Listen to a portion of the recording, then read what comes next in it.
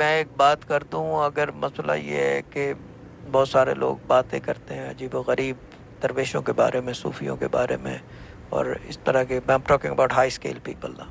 The thing is that کہ اگر وہ ان کے پاس اٹھ بیٹھ کے، ٹھیک ہے نا، ان کی باتیں سن کے، جی ان کو دیکھ کے، اگر وہ جھکنا نہیں سیکھے نا تو کچھ بھی نہیں سیکھا.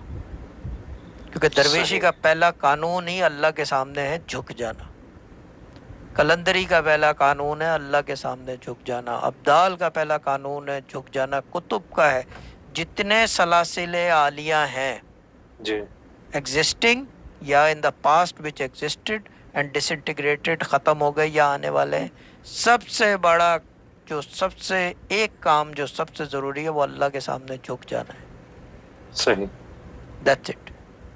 جو اللہ کے سامنے جھکنا جان گیا، جی جس کو یہ گر آ گیا، دنیا پھر اس کے سامنے جھکنا شروع کر دیتی ہے. اب جھکنے سے تو شاہ جی کئی چیزیں مراد لی جا سکتی ہیں. جھکنے سے رکوع بھی جھکنا ہی ہوگا. نہیں، سجدہ جو سجدہ. اسلام میں سجدہ ہے. اللہ وہ چیز یہ، رکوع تو کسی اور ریلیجن کے زمانے کا ہے، جی لیکن وہ جو چیز یہ ہے کہ سجدہ جو ہے نا وہ ہے اللہ کے سامنے جھکنا. سجدہ پیورلی فزیکل تھنگ یا کچھ اور بھی ہوتا ہے؟ بھائی جان زمین آپ کی اسپریچول آئے زمین ہٹ کرتی ہے. یہ بات ہے. آپ کی اسپریچول آئے زمین ہٹ کرتی ہے. کسی سے جا کے پوچھ لو سجدے کا بیان، کوئی بتا نہیں سکتا.